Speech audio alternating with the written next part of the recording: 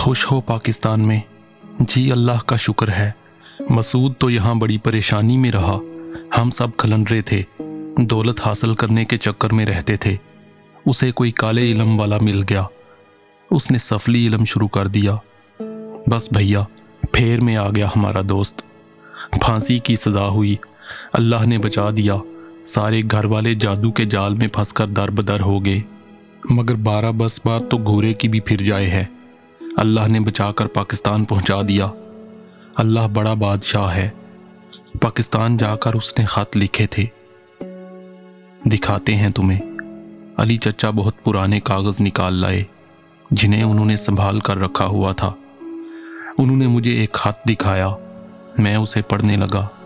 रस्मी सलाम दुआ के बाद लिखा था, जिंदगी के नशेबो फराज से गुजरकर पाक सरजमीन नसीब हुई।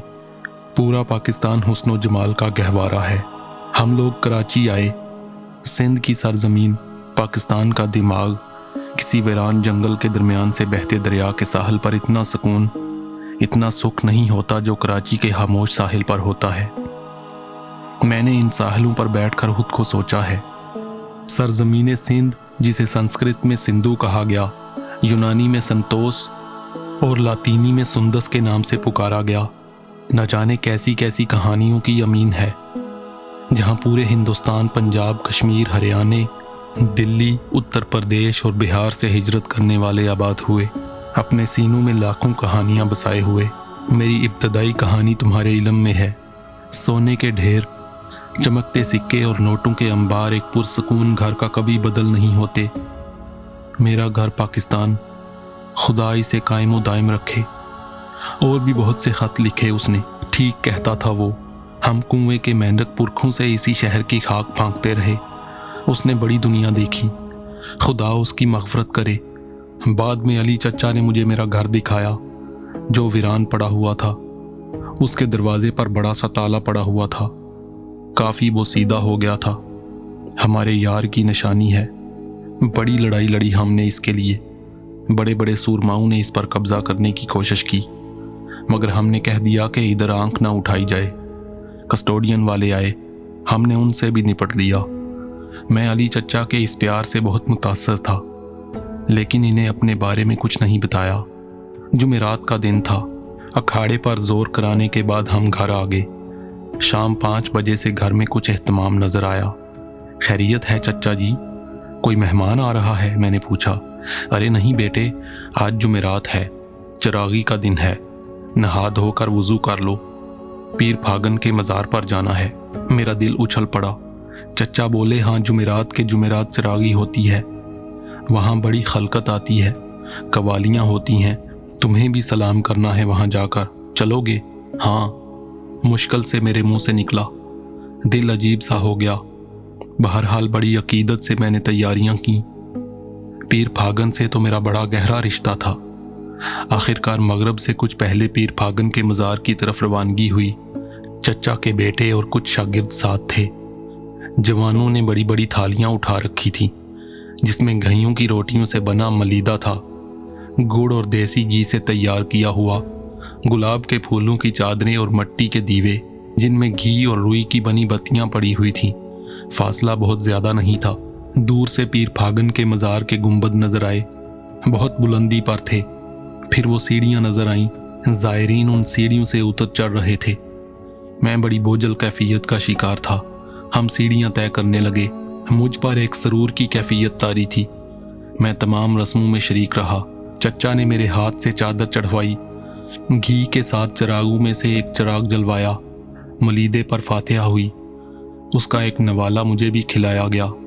ये बड़ी दिलचस्प रस्में थीं, इनमें बड़ा लुत्फ आ रहा था। मैं अकीदतमंदों की मोहब्बत देख रहा था कि पीछे से आवाज़ आई, सलाम भाई जी। पलट कर देखा तो जोजी था। वालेकुम सलाम जोजी, कैसे हो? फजल है मौला का, जोजी ने कहा। फिर पीछे रुख करके कहा, सलाम करो भाई जी को। जोजी के कहने पर मैंने चूक कर देखा। काली और बड़ी सी चादर में मलबूस ताजी थी। उसने बड़ी महीन आवाज़ में मुझे सलाम किया। मैंने जवाब देकर उसे बोला, कैसी हो ताजी? उसने जवाब देने की बजाय गर्दन हिला दी।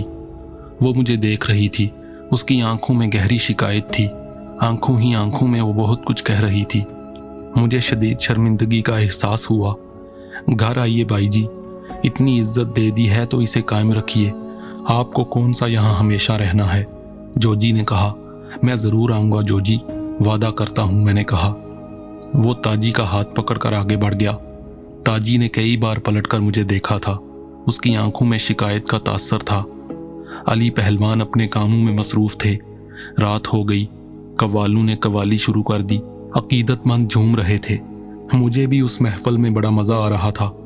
न जाने कितना वक्त गुजर गया। किसी ने आहिस्ता से मेरे शाने पर हाथ रखा और मैंने चूक कर देखा। एक बुजुर्ग काले लिबास में मलबूस बड़ी बड़ी आंखों से मुझे देख रहा था। मुझे मतवज्जो पाया तो बोला, मुंह खोलो। अजीब सा अंदाज था। मेरी समझ में कुछ नहीं आया तो वो दोबारा बोला, मुंह खोलो। मेरा मुंह खुद ब खुद खुल गया। उसने जल्दी से कोई चीज़ मेरे मुंह में रख दी। मैं यकदम पीछे हटा। मुंह में जैसे शक्कर घुल गई हो, जिससे कीड़े की खुशबू आ रही थी। उस मलंग की आवाज़ फिर उभरी, एक और, बताशे हैं, पीर का तबर्रक है, खा लो। मैंने मुंह दोबारा खोल दिया। उसने दूसरा बताशा मेरे मुंह में रख दिया। फिर अपनी जगह से उठकर बैठे हुए लोगों के दरमियान से होता हुआ एक दर से बाहर निकल गया। बताशे बहुत मज़ेदार थे। दिल में कोई तशवीश नहीं हुई। पीर साहब का मज़ार था, कोई गलत शख्स तो यहाँ आ नहीं सकता था। बताशे सिर्फ तबर्रक थे जो मुझ तक पहुँचाए गए थे। मुझे खुशियाँ मिल रही थीं। जिस मज़ार के ख़िलाफ़ मुझे साजिश में शरीक किया जा रहा था, वहीं से बुलावा आ गया था। मैं उस पाक जगह बैठा हुआ था। बड़ा हौसला मिल रहा था। रात को 4 बजे तक महफिल जमी। फिर कवालियाँ ख़त्म हुई। कवाल साज समेटने लगे।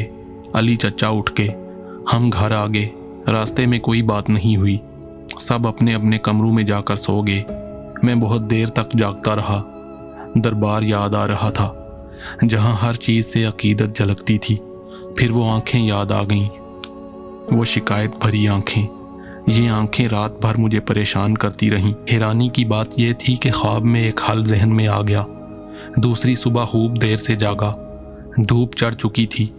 नहाकर फारग हुआ तो चच्ची जान नाश्ता लेकर आईं। अली चचा मामूल के मुताबिक अखाड़े चले गए थे। सारी रात 1 मिनट भी न सोए, तब भी वक्त पर अखाड़े में होते हैं। चची जान ने बताया। नाश्ते के बाद मैं भी अखाड़े की तरफ चल पड़ा। चचा जी पूरी रफ्तार से गालियां बक रहे थे। मुझे देखकर मेरे पास आ खड़े हुए। वक्त गुजरता गया। फिर तमाम पट्टे चले गए तो हम दोनों अखाड़े से चल पड़े और शमशाद अली के होटल आ पहुंचे। अक्सर यहाँ बैठकर चाय पीते थे। इस बात का मैं बखूबी अंदाज़ा कर चुका था कि अपने इलाके में अली पहलवान का बड़ा रौब था। जिधर से गुजरते थे लोग झुक झुक कर सलाम करते थे। चाय के घूंट लेते हुए मैंने कहा, अली चचा, मुझे आपसे एक ज़रूरी काम है। बोलो। आप इकबाल को जानते हैं? कौन इकबाल? सहारनपुर का है। हाँ, इसी मोहल्ले में रहता है। कच्ची सराय में उसका भांजा जोजी नौकरी करता है। अच्छा, वो इकबाल। हाँ, मैं जानता हूँ। उसका बेटा कासम है। बिल्कुल है। पहले अखाड़े पर आता था, अब सुनारे का काम करता है। तुम उन्हें कैसे जानते हो? कच्ची सराय में जोजी नौकरी करता है। उसने ये सब बताया था। असल में इकबाल जोजी का मामू है। जोजी के बाप की मौत के बाद उन लोगों के हालात ख़राब हो गए थे। बचपन में इकबाल ने जोजी की बहन ताजी से अपने बेटे कासम का रिश्ता तय कर दिया था। दोनों बच्चों ने बचपन से माँ बाप की ज़ुबानी यही सुना था कि उन दोनों की आपस में शादी होगी। लेकिन फिर इकबाल मुकर गया। उसने भारी जहेज़ का मुतालबा कर दिया और ना देने पर शादी ना करने का ऐलान कर दिया। बड़ी बुरी बात है। फिर क्या हुआ? चचा ने पूछा। बुरी बात तो बुरी होती है चचा जान, जो होनी नहीं चाहिए, मैंने कहा। अली चचा सोच में डूब गए और फिर बोले, तुम क्या चाहते हो? जोजी गरीब आदमी है। शायद आपने ये बात ना सुनी हो चचा कि उसने अपने बीमार बाप को कॉल दिया था कि जब तक बहन को रुखसत नहीं कर देगा खुद शादी नहीं करेगा। और वो ये कॉल निभा रहा है। हालांकि खुद उसके बाल सफ़ेद हो रहे हैं। बड़े इज्जत वाले होते हैं ऐसे लोग चचा। जोजी बेहद गरीब है। इस दौर में बहन की रुखसती करना कितना मुश्किल है, आपको पता है। वो भारी जहेज कहाँ से लाए? मैंने पूछा था कि तुम क्या चाहते हो? ये शादी होनी चाहिए अली चचा। होगी। ज़रूर होगी इंशाअल्लाह, चचा ने बड़े पूरे एतमाद लहजे में कहा। फिर उन्होंने अपने बेटे को इकबाल के घर भेजा। उन्होंने उसे अखाड़े पर बुला लिया जहां एक कमरा और अहाता मौजूद था। आओ इकबाल भाई, कैसे हो? अली चचा ने पूछा। आपकी बादशाही में जी रहे हैं पहलवान जी। बैठो, तुमसे ज़रूरी बात करनी है। हुक्म पहलवान जी। माफ़ करना, बात बहुत ज़ाती है लेकिन करना ज़रूरी है। जोजी तुम्हारा भांजा है? जी पहलवान जी। और उसकी बहन ताजी तुम्हारी भांजी? बिल्कुल जी। बचपन में तुमने अपनी बहन की बेटी को अपने बेटे कासम से मंसूब किया था और बहन से वादा किया था कि जवान होने पर ताजी की शादी अपने बेटे से करोगे। वो पहलवान जी, ऐसी बातें मजाक मजाक में हो जाती हैं। तुमने ऐसी बात कही थी? अली चचा का लहजा खुश्क हो गया। हाँ जी हाँ जी, इकबाल घबरा कर बोला। बेटियों के मामले में मजाक नहीं किया जाता इकबाल भाई, तुम्हें ये शादी करनी चाहिए। वक्त बदल गया है पहलवान जी, अब बड़ा सोचना पड़ता है। मेरे दिल में बेटे के लिए बड़े अरमान हैं। जोजी ठीक से बारात को खाना भी नहीं खिला सकता। अगर वो बारात को खाना दे दे तो आप शादी कर देंगे? वो लौंडिया तो पागल है पहलवान जी, उस पर आसेब का साया है। तुम शादी की तैयारी करो, आसेब हम भगा देंगे, अली चचा ने कहा। लेकिन अली पहलवान जी, एक आसेब तुम्हारी तरफ भी गहरी नज़रों से देख रहा है। कह रहा था कि पंडित हरिराम के घर में डकैती का मंसूबा इसी मोहल्ले के एक घर में बना था और पंडित के घर का नक्शा भी डाकुओं को यहीं से मालूम हुआ था। किसी को इस डाके का हिस्सा 10,000 मिला था। पुलिस ने उस डाके की छानबीन अभी बंद नहीं की। मैंने इकबाल के चेहरे पर छाने वाली जर्दी साफ महसूस की। वो खुश्क होंठों पर जुबान फेर रहा था। कुछ देर खामोशी रही, फिर चचा ने दोबारा कहा, अपने खून को अपने ही समेटते हैं। इकबाल भाई, एक हफ्ते के अंदर अंदर शादी की तैयारियां करो और इस फर्ज को पूरा कर दो। और हाँ, जहेज भी मिलेगा, बारात का खाना भी। इकबाल ने कुछ कहने के लिए मुंह खोलने की कोशिश की तो अली चचा ने गर्ज कर कहा, आज बुध है, अगले जुम्मे को हम बारात का इंतजार करेंगे। जाओ, अब हमें कुछ काम है। इकबाल बादिले नखास्ता उठ गया। मैं उसे जाते देखता रहा।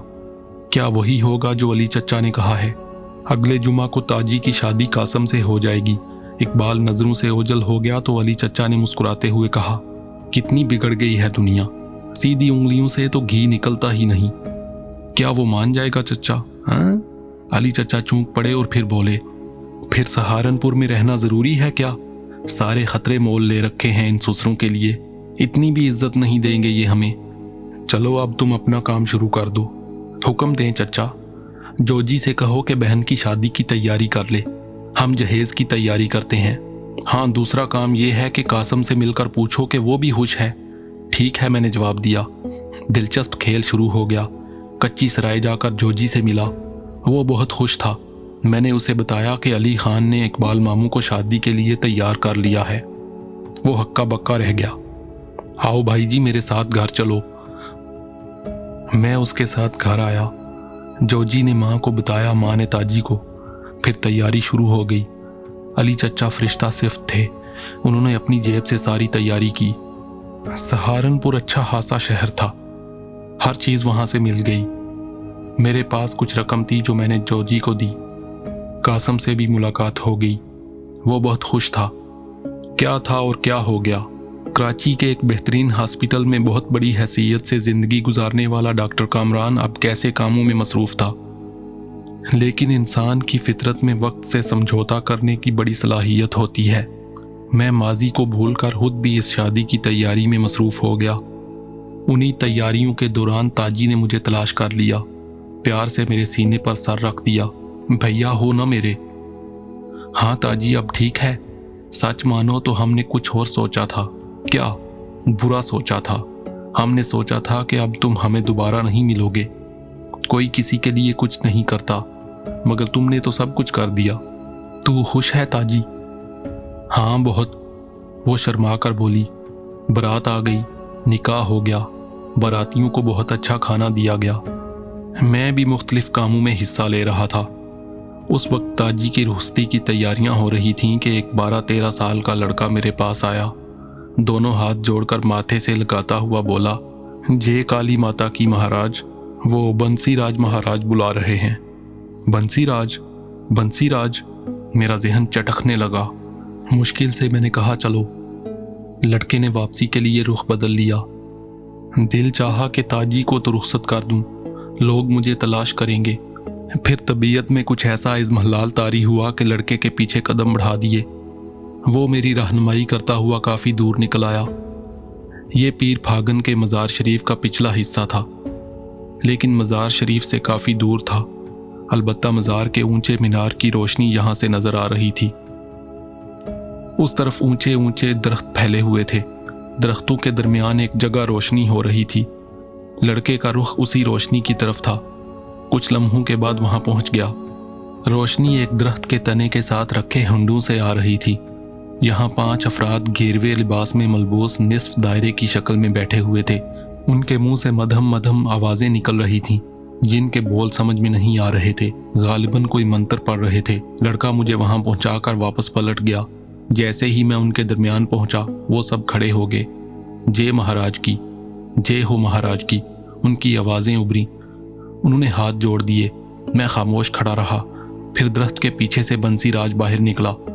उसने भी मुझे हाथ जोड़कर डंडोत किया और फिर बोला, आइए महाराज। मुखातब मैं था। ये कहकर वो दरख्त की तरफ वापस मुड़ गया। मैं आगे बढ़ा तो वो पांचों मेरे पीछे चल पड़े। कोई 100 कदम चलना पड़ा। यहाँ ढलान थे जो ज्यादा गहरे नहीं थे। उनके इख्तिताम पर रोशनी नजर आ रही थी। ये रोशनी खासी तेज थी। उनके दरमियान जर्क बर्क लिबासों में मलबूस वही खूबसूरत लड़कियां नजर आ रही थीं जिन्हें ये लोग पूर्णिया कहते थे और जिनकी तादाद 7 थी। उन लड़कियों के दरमियान एक चौकी पर भूरिया चरण बैठा नजर आ रहा था। मुझे देखकर मुस्कुराता हुआ बोला, स्वागतम स्वागतम, आओ आगे आओ। अरे ओ बंसिया, चौकी दे महाराज को। फौरन ही मेरे लिए एक चौकी लाई गई। मैं बैठ गया। यहाँ बाकायदा किसी तकरीब का एहसास होता था। अब काफ़ी लोग जमा हो गए थे। फिर पूर्णिया चांदी के कलसे लिए हुए आगे बढ़ी, जिनमें पानी भरा हुआ था। उन्होंने कलसों का पानी भूरिया चरण पर उंडेलना शुरू कर दिया। साथ ही पास खड़े लोग श्लोक पढ़ने लगे। सातों कलसों का पानी भूरिया चरण पर उंडेलने के बाद ये काम खत्म हो गया। पूर्णिया पीछे हट गईं। फिर वो थालियां लेकर आगे आईं और उसके बदन पर चंदन और संदूर लगाने लगीं। इस काम से फरागत के बाद 4 आदमी आए जो एक बड़े से तश्त में कोई चीज लाए थे। ये सोने का एक ताबूत नुमा बॉक्स था जो बड़े तश्त के बीचों बीच रखा था। बॉक्स में हीरे भी जड़े हुए थे, जिनकी जगमगाहट आंखों में चकाचौंध पैदा कर रही थी। ये तश्त चौकी के सामने रख दिया गया। तब बंसी राज ने कहा, कामरान जी महाराज, अब आपके काम का समय आ गया है। हम पदम प्रधानी को आपको सौंप रहे हैं।